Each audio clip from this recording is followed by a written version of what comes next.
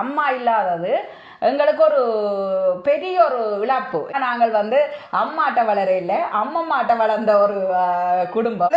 இறப்புக்கும் பிறப்புக்கும் இடையில தான் வாழ்க்கை. என்ஜாய் த மோமெண்ட் அவன் பாலிசி. அக்காக்கு ஒருக்கா பெல்லி அமர்த்தி சப்ஸ்கிரைப் பண்ணி விடுங்க. In business it's not done by one person.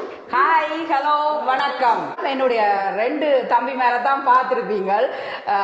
அண்ணாவாகிய என்னுடைய மூத்த தம்பி. ஹலோ, வணக்கம். என் பேர் ஏஜே ரத்னசிங்கம். நான் கனடாவில் ஒன்டாரியோவில் ஹோம் இன்ஸ்பெக்டராக இருக்கிறேன். என் அக்கா யூடியூப் செய்கிறவா, உங்களுக்கு எல்லாருக்கும் தெரிஞ்சிருக்கும். இப்போ பார்த்துருப்பீங்க, இவர் தான் மூத்த தம்பி. நீங்க 2 தம்பியவையும் பார்த்துருப்பீங்க. ஊருக்குள்ள வேற கதை வேற. யாழ்னிக்கு 2 தம்பியோ 3 தம்பியோ இந்த கதைக்கிறேன் எல்லாம் கதை வருது. என்ன அப்படியெல்லாம் கதை வாராது. இன்விசிபிளா இருந்தா குடும்பத்தையே குலைச்சிருக்கீங்க. அதுக்காக யூடியூப்ல கொண்டு வச்சுக்கிறாங்க. என்ன நான் welcome to my YouTube. Thank you. வேற என்ன தொழில் செய்கிறது? நான் வந்து ரோபாட்டிக் டெக்னீஷியனாக இருக்கிறேன். ஒரு கார் கம்பெனியில் டெக்னீஷியனாக இருக்கிறேன். என்னன்னு சொன்னா, நாங்க ஒரு பர்த்டே பார்ட்டிக்கு தான் வந்த நாங்கள். அந்த பர்த்டே பார்ட்டியிலே ஆளை பிடிச்சு இப்போ ஒரு இன்டர்வியூன்னு சொல்லி திடீரென்று வந்ததால கீழே சத்தம் பிறகு மன்னிச்சு கொள்ளணும். சின்னன்லயே கனடாக்கு வந்திருப்போம், உங்களுக்கு எல்லாருக்கும் தெரிஞ்சிருக்கும். தான் என்னுடைய மூத்த தம்பி. ஆனால் இப்ப நான் கதைக்கு தம்பி என்று சொல்லிக்கல, தனியா நாங்க சண்டை அப்படி கேட்க மட்டும்தான் உரிமை எடுத்தாக்கா தம்பி, மற்றபடி அண்ணா என்ன சொன்னா. இப்ப நீங்க நாங்க ஒன்று சொல்லி நான் ஃபார்மாலிட்டிக்கு கதைக்க விரும்பல. நாங்க வந்து நீ நான் தான் கதைக்கிறது வீட்டுல. தம்பியதையும் என்ன கொசைகிற அது இதுன்னு தான் எங்களுக்கு கதைச்சு பழகிட்டுது. அதனால நான் அப்படியே கதைக்கிறேன். எனக்கு அந்த வாங்கோ போங்கோ வித்தியாசமா இருக்கும். அதனால நான் அப்படி கதைக்கல. இன்றைக்கு காலேஜ் எலக்ட்ரோ மெக்கானிக்கல் சர்டிபிகேட் வச்சிருக்கிறேன். படித்தேன். எலக்ட்ரிக் பிளம்பிங் ஸ்கூலுக்கு விட வேணும். கனடாவில் வந்து இதுகளுக்கு தான் மதிப்பு கூட. இந்த சர்டிபிகேட்டுகளுக்கு தான் ரோபோட் ப்ரோக்ராமிங் 1 சேஃப்டி வேலையில சேஃப்டியா செய்யறது எல்லாம் உங்களுக்கு சொன்ன என்ன, இந்த மூத்த தம்பியோட படிப்பும் அவற்ற வேல்யூவும் அவற்ற அந்த இவ்வளவெல்லாம் படிச்சிருக்கிறார் சொன்னா என்னன்னு சொல்றது. இப்ப எங்களோட குடும்பத்திலேயே அவர் செய்யற தொழிலும் அந்த டெக்னிக்கல் வேலையும் இந்த ஹேண்டிமேன் என்று சொல்ற அந்த தகுதியும் தன்மையும் வந்து இவருக்கு தான் கூட. ஆனா வீட்டுக்குள்ள நாங்க கொஞ்சம் மதிக்கவே இல்லை. வெளியில தான் மதிப்பு கூட. வெளியே வாடா இந்தியான்னு சொல்லிதான் நாங்க கதைக்கிறது. என்னன்னா அப்படி பழகியாச்சு. தம்பி தானே என்ற உரிமை கூட இருக்குது. அதால நீ எத்தனை மணிக்கு காலம் எழும்பி நீ வேலைக்கு போறேன்? 4:30 கிளம்புவேன். 5 மணிக்கு கார் ஸ்டார்ட் பண்ணி வேலைக்கு போவோம். 6 மணிக்கு வேலையில நிக்க வேணும். அப்புறம் 6 மணில இருந்து 2 மணி மட்டும் வேலை இன்ஸ்பெக்ஷன் செய்ய தொடங்கினா. அதுக்கப்புறம் தம்பியாக்கள் வீடு விற்கிறவ, அப்போ வாங்குறவ, அப்போ அவைக்கண்டு தான் லைசன்ஸ் எடுப்போம்னு போட்டு படித்த எடுத்தேன் நான். பிறகு ஆனஸ் ரொட்டர்ஸ் தம்பின்ற பேர் இருக்குது. அப்போ தம்பின்ற பேரோட சேர்த்து அவன் தான் சொன்னான், ஆனஸ் ஹோம் இன்ஸ்பெக்டர்ஸ் வச்சு செய்வோமான்ட்டு. அவர் தான் கூட கிளையன்ஸுகளும் எனக்கு தாரவர். இந்த காணொலியை நீங்கள் பார்த்து கொண்டிருக்கீங்களே, ஒரு சப்ஸ்கிரைப் பண்ணாமல் பார்த்து கொண்டிருந்தால் இந்த சப்ஸ்கிரைப் ஹார்ட் ஒர்க்கிங் அப்பாக்கு அடுத்த ஆளுன்னு சொன்னா இவர் தான் வீட்டுக்குள்ள ஹார்ட் ஒர்க்கிங். ஆனா நாங்கள் வந்து அதை அங்கீகரிக்கப்படுற இல்ல நினைச்சு கொண்டிருக்கிற நானொழிய. ஆனால் அதுக்கான ஒரு அங்கீகாரம் கொடுக்கல. அதால இன்றைக்கு ஒரு கூப்பிட்டு ஆளை பிடிச்சேன். சரியான பிஸியும் அவர். ஓகே, நாங்க அடுத்த பிசினஸுக்கு வருவோம். Main business. இவர் வந்து ஒரு பீஸா கடையும் வச்சிருக்கிறார். பீட்சா கடை பேரியில இருக்கு. அப்ப எது உண்ட மெயின் பிசினஸ்? உண்மையில எல்லாமே மெயின் பிசினஸ் தான். தொழிலாண்டு வந்தா எல்லாம் தொழில் தான். அந்த பேர் வந்து ஏஜென்ட் வச்சவன் நாங்கள கூப்பிடல ப்ரொனவுன்ஸ் பண்ண கஷ்டமா இருந்தது. அப்ப நானே எல்லாத்தையும் எடுத்து போட்டு 2 லெட்டரையும் ஏஜென்ட் வச்சேன். வீட்டை வந்து அஜந்தன் தான் கூப்பிடுறாங்க. ஆனா இந்த ரத்னசிங்கம் ஃபேமிலியில இருக்கிற இந்த பேர பிள்ளைகள் இருக்கணும் தான் எல்லாருடைய ஃபேவரட் பர்சனும் இவர் தான். என்னதான் தினேஷ் திலீபன் எப்படித்தான் அக்காண்ட பிள்ளைகள் என்று செய்து கொடுத்தா கூட, நான் எந்த பிள்ளைகளை வச்சு சொல்றேன், என்னதான் அவங்க செய்தாலும் கூட அயந்தன் மாமான்னு சொல்லுவேன். அந்த ரகசியம் என்ன? அது ரகசியம் ஒன்றும் இல்லை. பிள்ளைகளோட பழகுற விதம் இருக்கு. டீனேஜர்ஸும் இருக்கணும், சின்ன பிள்ளைகளும் இருக்கணும். தம்பிக்கு வந்து 2 பிள்ளைகள் இருக்கிறான். எத்தனை வயது கிரிஷானுக்கும் மிஷானாக்கும்? 10 வயசும் 7 வயசும். 10 வயசும் 7 வயசும் மேல வந்து ஸ்கூலுக்கு போயினவன் என்ன 2 வேலையையும் ஃபுல் டைமா டெடிகேஷனா டிட்டர்மினேஷனா செய்யறான்னு சொல்றா நீ சரியா?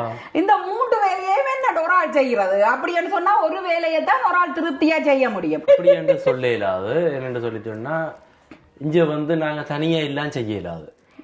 அதுக்கு ஆட்கள் வச்சிருக்கோம். எனக்கு மேனேஜர் இருக்கிறார். மேனேஜர் பேர் நாவன்னு சொல்லி என்னோட ஒரு 8 வருஷமா அவ என்னோட தான் இருக்கிறா ஃபுல் டைம். என் அரவாசி வேலைகள் எல்லாம் அவாவே பாப்பா. எம்ப்ளாயீஸ் ஹையர் பண்றது, ஃபயர் பண்றது, பேரோல், அக்கௌண்டனோட கதைக்கிறது எல்லாம் அவாவே பாக்குறது. ஒரு வேர்ட் ஒன்று படித்தேன் நான், ஸ்டீவ் ஜாப்ன்ட்டு. அதை வந்து சொல்லி கிடக்கு, in business it's not done by one person, it's done by group of smart people. 100%. நம்பி எம்ப்ளாயீஸும் இருக்கணும். நட்டம் வருதோ லாபம் வருதோ கனவரசமா இருக்கணும். அப்ப அவைக்க வேண்டி அது தண்டவாட்டுக்கு போய்கொண்டிருக்குது. தண்டவாட்டிலேயே போய்கொண்டிருக்கு. இந்த 3 தொழிலையும் எது உண்ட favourite? I don't want you to suffer. ஏனண்டா நீ வந்து சின்னன்ல இருந்தே வேலைக்கு போய் சரியான ஒரு என்னன்னு சொல்றது, தொடர்ந்து சின்னன்ல இருந்தே நீ அப்பா மாதிரி நீயும் கஷ்டப்பட்டு இருக்கிற. அப்ப கஷ்டப்படைக்க ஒரு கட்டத்துல வந்து நீ ஒரு முடிவுக்கு வர வேணும். வந்து நீ உண்ட வாழ்க்கையை நீ என்ஜாய் பண்ண வேணும். நான் அண்டையில இருந்து இந்த வரைக்கும் அதுதான் சொல்லி கொண்டிருக்கிறேன். நீ ஒரு 4 மணிக்கு எழும்பி 3 மணிக்கு எழும்பி வேலைக்கு போய் அந்த வேலைக்கு போய் இந்த வேலைக்கு போய் உனக்கு போன் எடுத்தாலே வை எடுக்கிறேன்னு 2 மினிட்ஸ் நீ காய்க்க மாட்டேன். அப்போ ஒரு கட்டத்துல வந்து நீ உனக்கான ஃபேவரேட்டான நீ விரும்பின வேலையை தான் நீ தேர்ந்தெடுப்ப. அந்த நேரம் நீ எந்த வேலையை நீ தேர்ந்தெடுப்ப? That's a very good question. ஆனா இப்போதைக்கு இந்த ஃபேவரட் வேலை என்று சொல்லி சொன்னா கார் கம்பெனி வேலை. அது 20 வருஷம் வேலை செய்தபடியால மற்றது ப்ரோக்ராம்கள் பண்றது, ரோபாட்டுகள் ஃபிக்ஸ் பண்றது, மற்ற புது மிஷின்கள் புது டெக்னாலஜிகள் வரபடியால ஒவ்வொருக்காம் யூ லேர்னிங் சம்திங் நியூ. அப்போ அதால் வந்து எனக்கு அந்த வேலை தான் இப்போ பிடிச்சிருக்குது. ஆனால் போகிற நாட்களில் என்ன மாதிரி நடக்குமென்னு தெரியாது. அப்ப இப்போதைக்கு என்ஜாய் பண்ற மாதிரி பிளான் இல்ல, வெக்கேஷன் கடையே இல்ல, வேலையும் ஒரு என்ஜாய்மெண்ட் மாதிரி. எனக்கு 2 சிஸ்டர்ஸ் இருக்கிறோம். எந்த சிஸ்டர்ஸ்ல கூட விருப்பம் எனக்கு தெரியும். இல்ல போய் சொல்ல கூடாது. என்னோட அடிக்கடி முட்டு வர்றது கூட அப்படித்தானே. ரெண்டாவதுக்கா எனக்கு இல்ல செய்யறவா இல்ல, மூத்தக்காவும் அப்படித்தான். 2 பேரும் ஒரே மாதிரி. சும்மா அடுத்து விடு. ஏதாவது சாப்பாடுண்டா சொல்லாம போனாலும் உங்க வீட்டை சாப்பாடு இருக்கும். என்னத்துக்கு போகணும்னு தெரியும். வந்து இப்ப ஆள் கொஞ்சம் யூடியூப்ல ஃபேமஸா வந்தபடியா பிஸி. அப்படி எல்லாம் இல்ல. ஃபேமஸ் என்ன சொன்னா இந்த ஃபேமஸான ஆட்கள் எல்லாம் எங்க போய் மண்டை அடிக்கிறது. அக்கா கொருக்கா நான் வந்து பெல்லி அமர்த்தி சப்ஸ்கிரைப் பண்ணி விடுங்க. இப்போ வெக்கேஷன் மூட் தான். அவன் இப்ப எங்க போறான்னு தெரியாது. என்ஜாய் த மோமெண்ட் அவன் பாலிசி. ஆனா இதுக்கு முதல் வந்து அக்கா கஷ்டப்பட்டவா, எங்களை 4 பேரையும் பார்த்தவா. இப்பதான் என்ஜாய் பண்றா. இப்ப 46 வயதுல என்ன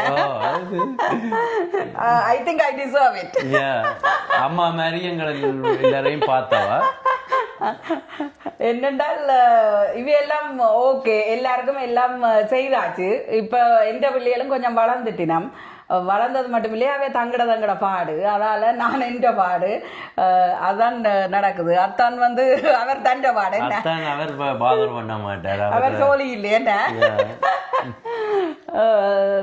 நான் சொல்றது என்னன்னு சொன்னா, வேலையாண்டு போக வேண்டாமண்டு 3 தம்பியை வைக்கும் அப்படித்தான் சொல்றது. காணும் கொஞ்சம் குறைச்சு, கொஞ்சம் உங்களோட சுமையில கொஞ்சம் குறைச்சு வீட்டில் கொஞ்சம் பிள்ளைகளோடையும் டைம் ஸ்பெண்ட் பண்ணி வெக்கேஷன் அதுகளுக்கும் போங்கன்னு தான் நான் சொல்றது. என் வாழ்க்கை வந்து ஒரு தரம் இறப்புக்கும் பிறப்புக்கும் இடையில தான் வாழ்க்கை. அது ஒரு பாலிசியா வச்சிருக்கிறேன். ஆனா இன்னொன்று என்னன்னு சொல்லி சொன்னா, உழைக்கிற வயசுல தான் உழைக்கலாம். எங்களுடைய அப்பா அம்மா அப்படித்தான் கஷ்டப்பட்டு உழைச்சுதான் இன்றைக்கு நாங்க இந்த நிலைமைப்பட்டு உழைக்கிறார்கள். ஒரு காலத்துல நல்லா இருப்பினோம்னு நான் நம்புறேன். அந்த காலங்களில் நாங்கள் வந்து தொடக்க காலங்களில் அவ்வளோ ஒரு எங்களுக்கு சாப்பாட்டால ஒன்றும் கஷ்டம் இல்லை. என்ன சாப்பாட்டால கஷ்டம் இல்லை, காசால கஷ்டம் இல்லை. ஆனால் அந்த ஒரு ஏதோ ஒரு மிஸ்ஸிங் என்னன்னு சொன்னால், இப்போ ஒரு ஆள் குடும்பத்தில் இல்லாதது, அம்மா இல்லாதது எங்களுக்கு ஒரு பெரிய ஒரு இழப்பு. அப்ப எங்களை பற்றி எல்லாம் முந்தி நாங்கள் சின்ன இருக்கைகள் எல்லாம் எத்தனை பேர் எங்களை பற்றி காவாலியாத்தான் வருவாங்களான்ட்டு. அவ இப்ப நாங்கள் சொல்றது என்ன சொல்ல வாரோம்னு சொன்னால், சொல்றவையெல்லாம் என்னவும் சொல்லட்டும், நாங்கள் வந்து எங்களை பற்றி இதண்டி என்று சொல்லி நாங்கள் வந்து அதை வந்து எங்களை ஒரு பாசிட்டிவா தான் நாங்கள் எடுத்தது. என்ன வாழ்ந்து காட்ட வேணும் என்ன. அப்ப அந்த அந்த காலங்கள்ல வந்து நிறைய வலியல் வடுவல் எல்லாமே மறக்காம பதிஞ்சிருக்குது. அப்ப நான் நினைக்கிறது, ஒரு ஆக்கள் எங்களை பற்றி கதை கேட்கல, என்ன பற்றி குறைவு, தம்பியவைய பற்றி கொஞ்சம் அப்படி இப்படி கதை கேட்கல. நான் நினைப்பேன் ஒரு காலம் வரும், எனக்கு என் தம்பியவைய நான் வந்து மேல கொண்டு வருவேன், ஒரு காலம் வரும், ஒரு காலம் வரும், ஒரு கோணருக்குள்ள நான் நினைச்சு கொண்டேதான் சட்டிவானிய கழுவுவேன். என்ன சாப்பாடு போடைகளையும் ஒரு காலத்துல இவங்க நல்லா இருக்கணும் சொல்லிதான் நான் நினைப்பேன். இன்னும் படிச்சு கொண்டுதான் இருக்கிறான், ஆனா அது ஆக்களுக்கு தெரியாது. இப்ப எந்த வயதுலயும் நாங்க படிக்கலாம். என்ன அக்கா எத்தனை வயதுல ஸ்விம்மிங் படம் போனோமா?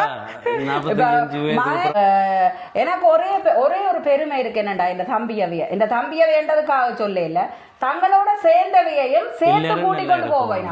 அதொண்டு அது வந்து நான் சொல்லி கொடுக்காத உண்டு. தொடக்கி விட்டது நீதான். நான் எங்களோட சுத்தி இருக்கிறாக்கள் நல்லா இருக்கணும்.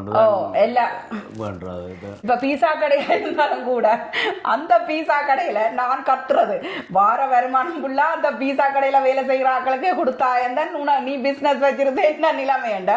இவன் அதை கேட்க மாட்டான். நீங்க யாரும் சொல்றதை சொல்லுங்க போட்டு அவைக்கு சாப்பாடு ரோயல் ட்ரீட்மெண்ட். அதே மாதிரிதான் தன் ஃப்ரெண்ட்ஸ்களையும் அப்படித்தான் பாக்குறது.